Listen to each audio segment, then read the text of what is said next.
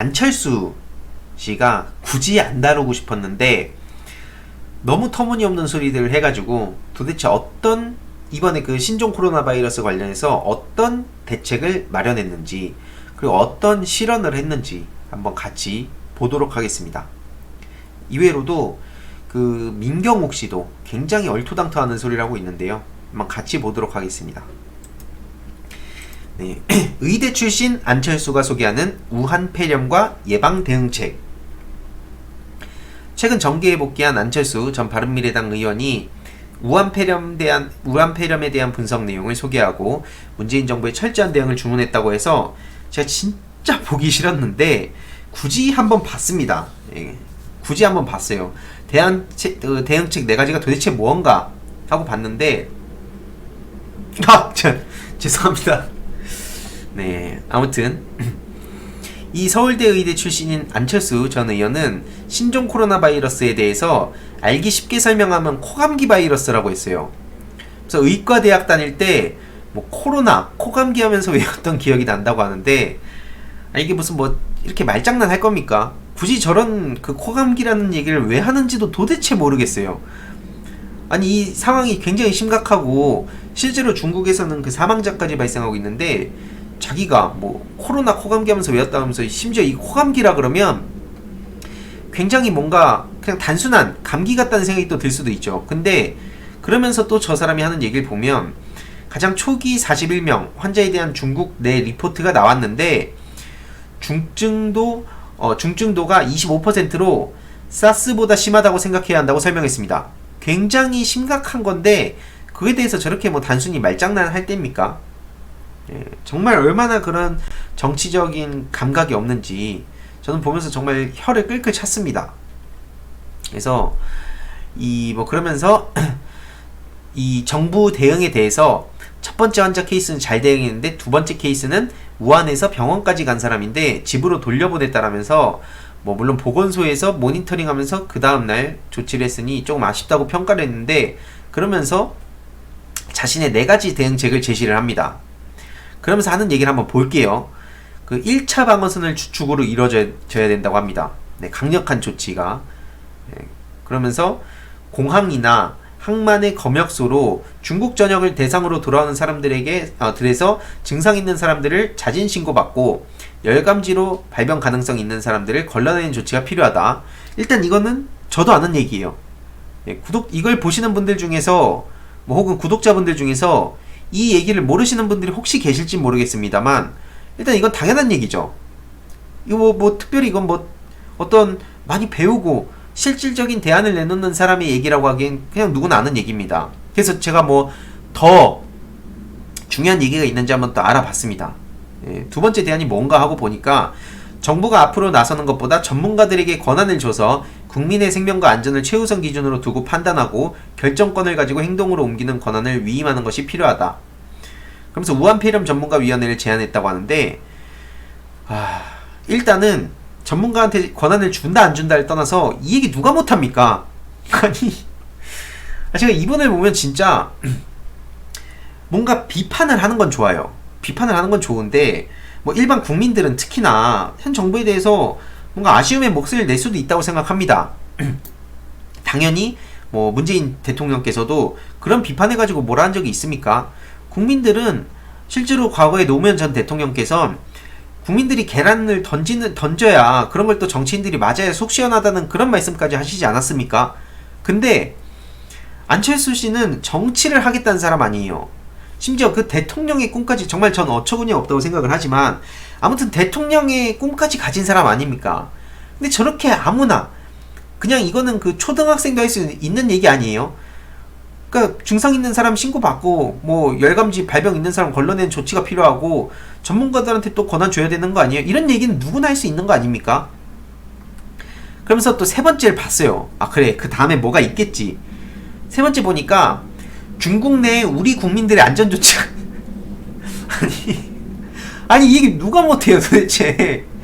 아니 이게 자기가 떳떳하게 그래서 페이스북에다가 당당하게 저렇게 대응책이라고 떠들 수 있는 겁니까 저게? 중국 내에 우리 국민들 안전조치 중요한 거 아니에요? 아니 그 당연하게 그냥 이건 굳이 말로 안 해도 모든 국민들이 다 알고 있는 얘기 아닙니까? 아니 그래서 그러면서 지금 그래서 대한민국에서 정부에서도 실제로 그래서 그 전세기까지도 얘기가 나오고 있는 거 아닙니까? 예? 중국 내에 있는 우리 국민들 보호를 위해서 안전을 위해서 전세기까지 얘기하고 있는데 정부를 비난을 하더니 한다는 얘기가 저거예요. 그러면서 뭐 또 결국에는 전문가위원회가 마련돼야 된다고 하고 있는데 도대체 뭐 하는 아니 자기 소신도 없어 보이고 저렇게 그래서 뭐 마지막으로 지난번 메르스를 겪으면서 많이 정비가 돼 있기 때문에 제가 아는 의사 선배님 동료 얘기들 나눠보니까 전국은 만반의 태세를 갖춰놓고 대기 중이라며 똘똘 뭉치면 이번 위기도 잘 극복할 수 있을 거라고 믿는다고.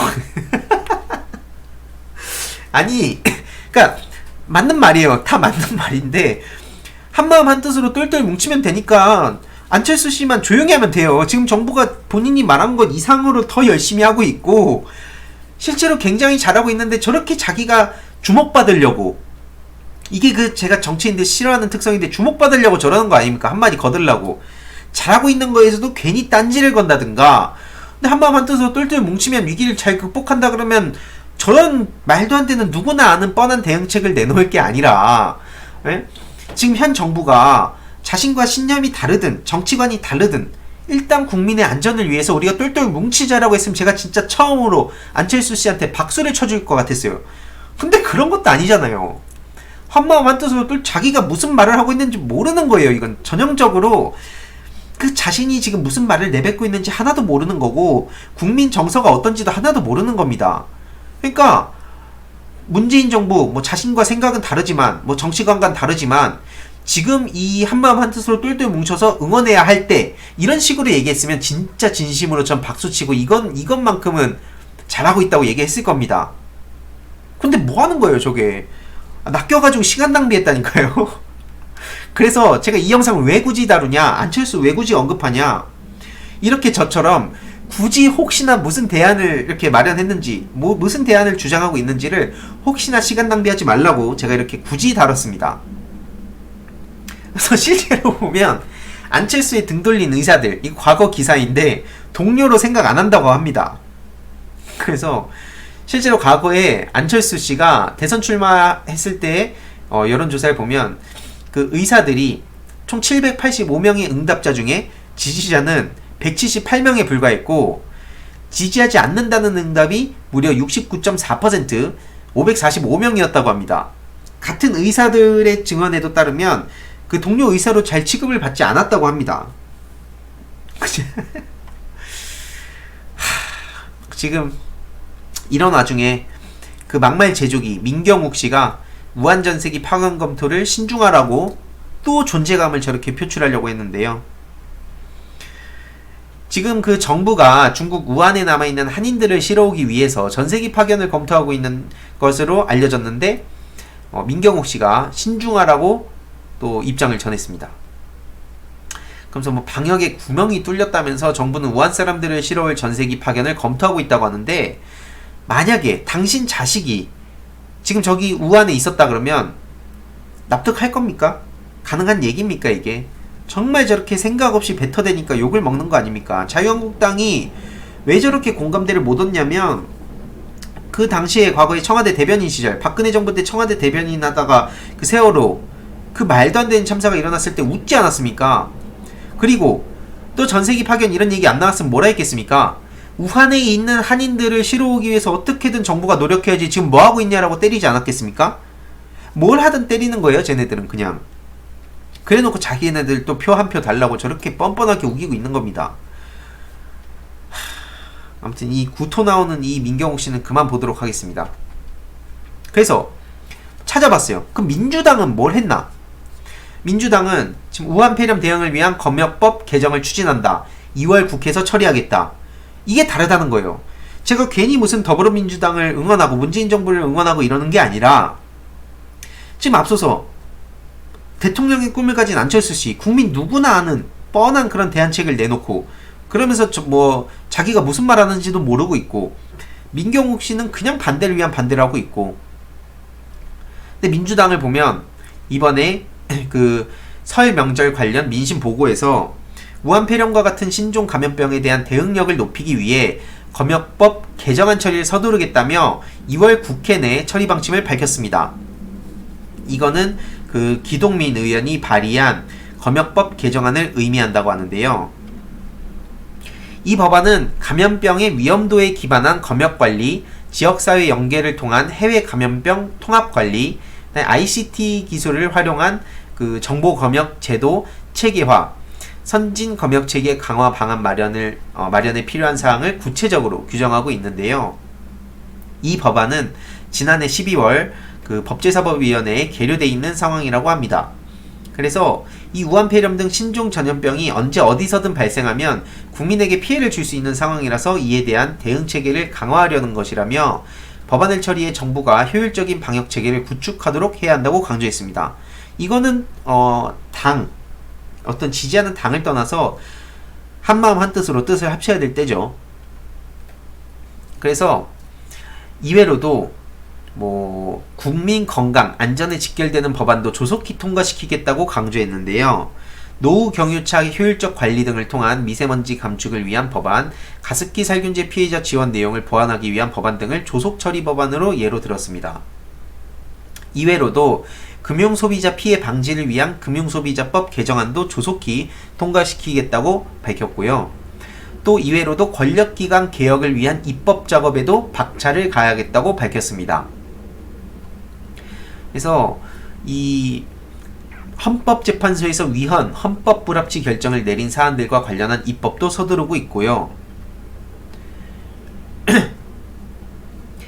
이 한국전쟁 참전자에 대한 예우를 강화하기 위한 법안도 처리를 서두르겠다고 밝힌 상황입니다. 그러니까 이렇게 보면은 민주당이 괜히 그 많은 국민들의 선택을 받고 그 응원을 받고 지지를 받는 게 아니라고 생각을 합니다.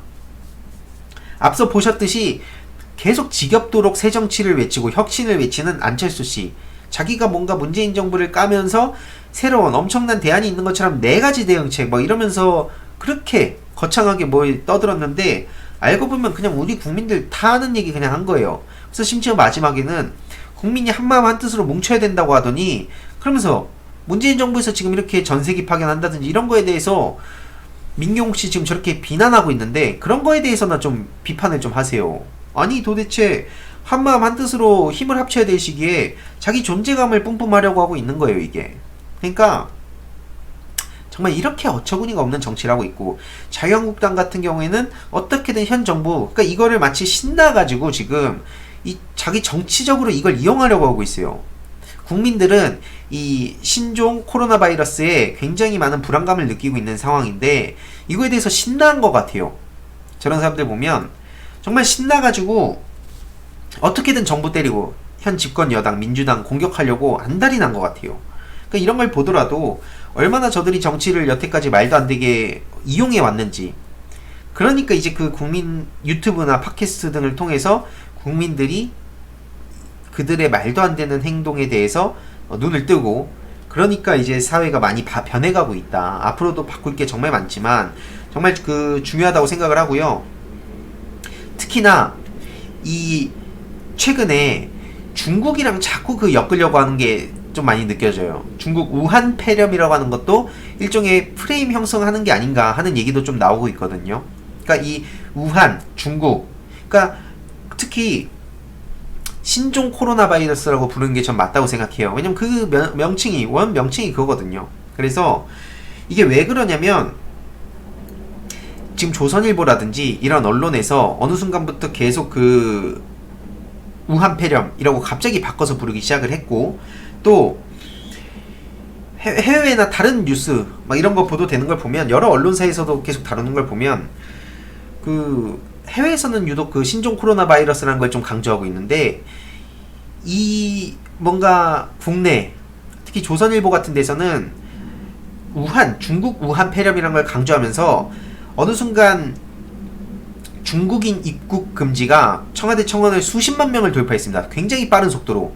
이게 그러니까 마치 지금 중국이랑 프레임을 짜가지고 그 중국 혐오를 자꾸 하고 있는 것 같아요. 그 중국인 혐오를 하고 있는데, 이게 왜냐면 중국인 입국 금지가 굉장히 정당한 것처럼 프레임이 생기겠죠. 우한 폐렴이라는 게 계속 강조되면 중국에서 이 우한 폐렴이 발생해서 중국인들을 이제 입국을 막아야 된다. 어떤 그 객관적 사실을 떠나서 그런 식으로 자꾸 강조를 하면 당연히 국민들이 불안감을 느끼고, 그러다 보니까 이 중국인 입국 금지가 정당한 것처럼 느껴지게 만들고 있는데, 사실상 당연히 그 중국인 입국 금지는 말도 안 되는 소리입니다. 왜냐면 공식적으로 그렇게 막게 되면 또 막는다고 또 난리를 칠 거예요, 분명히. 그리고 막게 되면 비공식적으로 들어오는 사람들, 몰래 들어오는 사람들이 훨씬 많기 때문에 어떤 방역 체계에서 어떻게 할 수 있는 게 없습니다. 그렇기 때문에 실질적으로 이런 게 가능한 국가는 북한밖에 없습니다.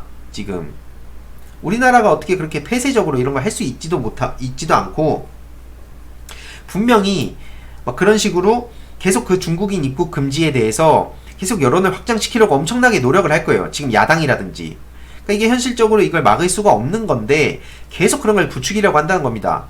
신종 코로나 바이러스가 이 제일 중요한 문제의 본질인데, 자꾸 그 중국, 우한 폐렴을 그래서 강조하는 이유가 일종의 국민들한테 중국인에 대한 어떤 혐오를 자꾸 조장하고 불안감을 계속 증식시키면서, 결국에는 나중에 중국인 이 만약에 신종 코로나 바이러스가 그래서는 안 되지만 확진자가 점점 더 늘어나면 그 야당에서는 어떻게 하겠습니까? 야당에서는 문재인 정부가 제대로 일을 안 해서, 중국인 입국 금지를 안 해서 이렇게까지 커졌다, 이렇게 말도 안 되게 그런 걸 강조할 겁니다. 그런 거에 사실은 굉장히 그런 프레임이 은근히 그런 게 지배를 하고 있기 때문에 굉장히 또 조심해야 된다 생각을 하고요. 일단 제일 중요한 건 뭐냐면 그 신종 코로나 바이러스 이거에 대해서, 용어에 대해서 한번 좀 더 앞으로 언론 보도를 좀 지켜볼 필요가 있다고 생각을 합니다.